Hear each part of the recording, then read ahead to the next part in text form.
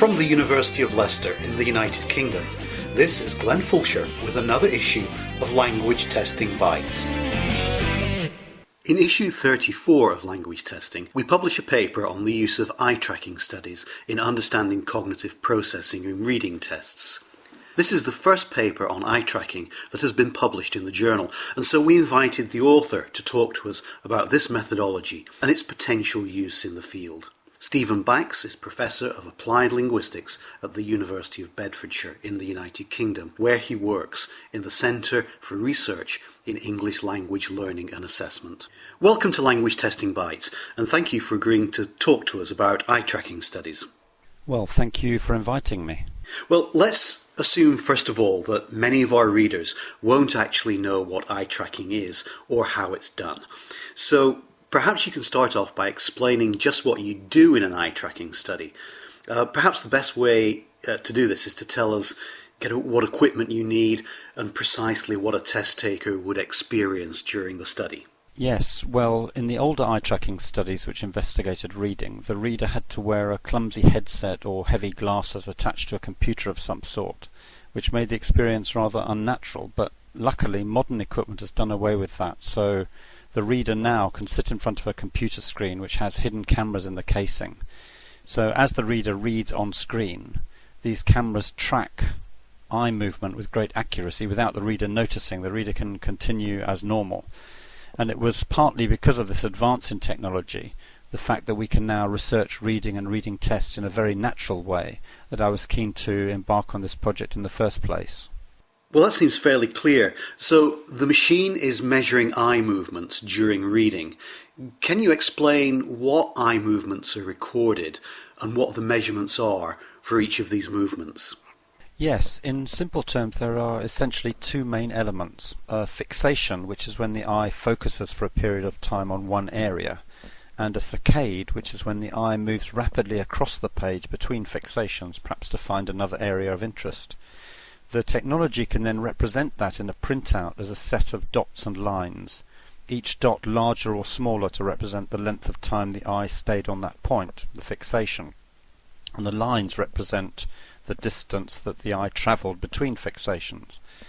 So the software then allows you as well to get very precise statistical data about when each person has looked at a particular word or section, for how long, how often, when they moved away to another part of the text, and so on. So you can statistically compare strong readers with weaker readers, for example. An important further element in my research was the post hoc interview, in which, with research assistants from Crella at the University of Bedfordshire, we showed the participants a video of their own eye activity immediately after the test they'd just taken, and asked them to explain what they were doing at significant points in a kind of running commentary.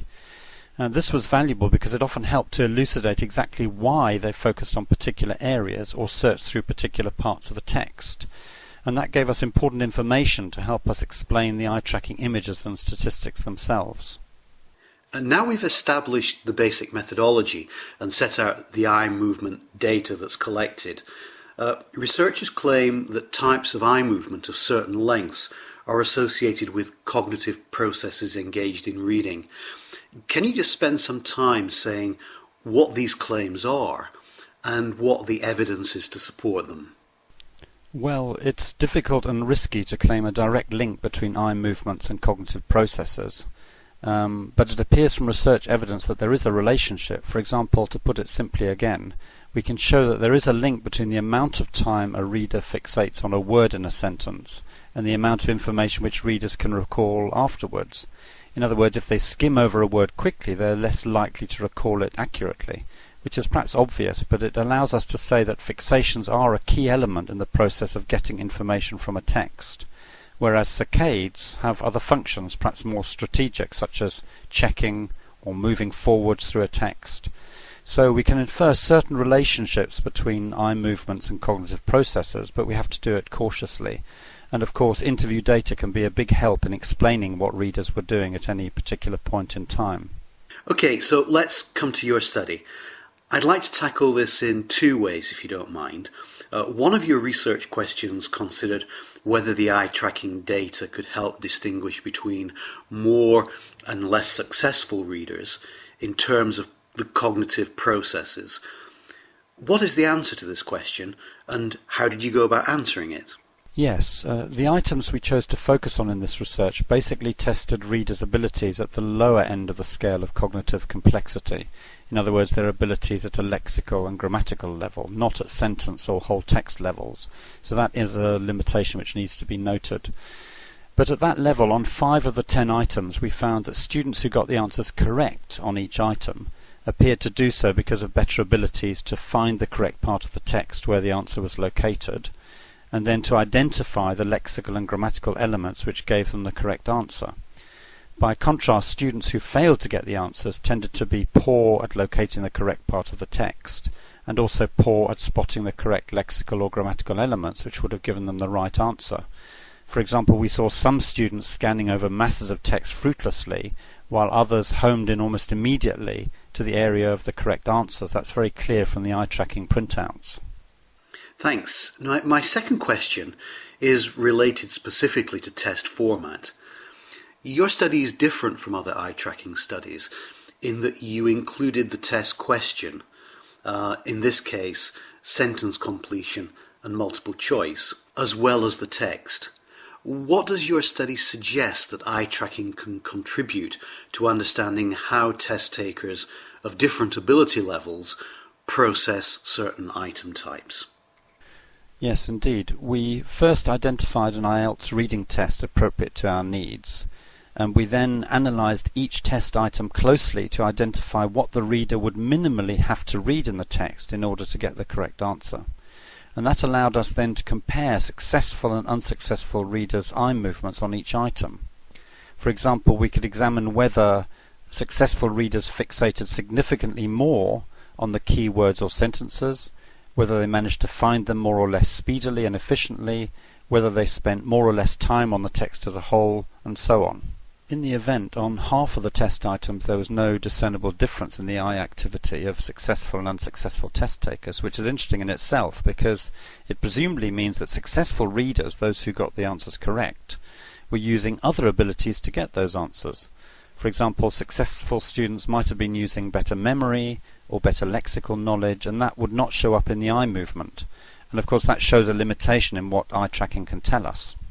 But more interesting for us is that in the other half of the test items there were significant differences between the eye activities of successful and unsuccessful test takers. As I suggested earlier, in some items, taking account also of the interview reports of what they'd done, the successful students had clearly been better at lexical matching, at identifying synonyms, and also at disambiguating elements of syntax as a means of getting to the answer. And this was reflected in the relative times they had fixated on the relevant areas. So we could infer from that that their success was probably due to their cognitive abilities in those areas. Another interesting finding was that in several items, as I mentioned before, the successful students had been able to find the relevant part of the text far more efficiently or expeditiously, and not wasted time searching through the text as some unsuccessful students had done. And this ability to find the correct part of the text, expeditious reading, seemed to be advantageous to those readers.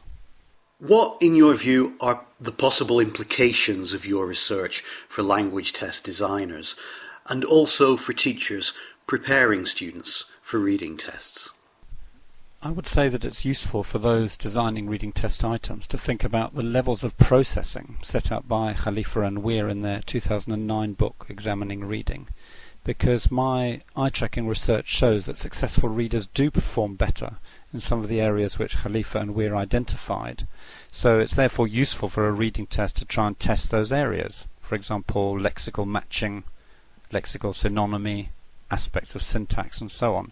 So that forms a really nice structure for a reading test designer to think about whether they're targeting key areas which they wish to target to test or to distinguish between successful and unsuccessful readers.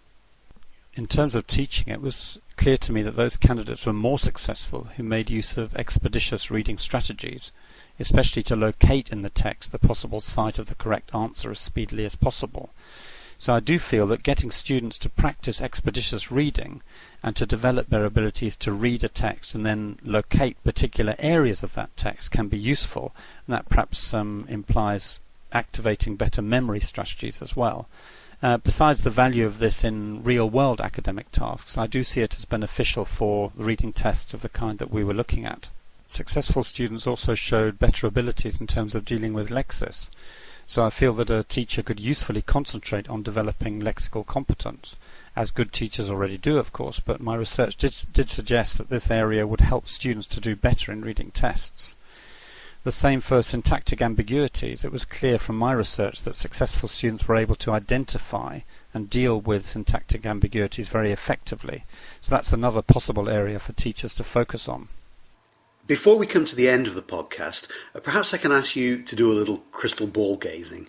Where do you think eye tracking studies might take us in language testing, and what are the kinds of research questions that they might help us to address in the future? Yes, as you implied in the last question, I do feel that eye tracking will be an important tool for examining in greater detail how users deal with different test formats and task types. That's one area where perhaps in 10 years' time eye tracking research could significantly impact on the kinds of reading test tasks which test designers choose in future. It might also become a tool routinely used by large testing boards, say, to trial their reading test items and even to trial reading text which they plan to use. As the technology becomes cheaper and better known, I can see it becoming an important part of the overall test validation toolkit. I can also see it used for looking perhaps at on-screen writing, possibly as a way of understanding better the cognitive processes used by writers as they complete, for example, essay tasks. But it can be difficult to eye track people writing on screen because they often look down at the keyboard, so the data is a little bit more irregular.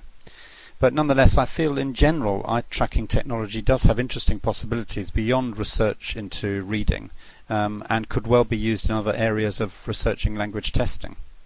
Well, many thanks for joining us on Language Testing Bites.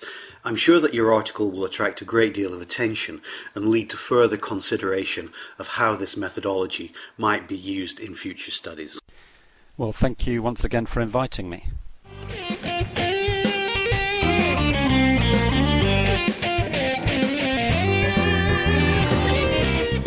Thank you for listening to this issue of Language Testing Bites. Language Testing Bites is a production of the journal Language Testing from Sage Publications. You can subscribe to Language Testing Bites through iTunes, or you can download future issues from ltj.sagepub.com or from languagetesting.info.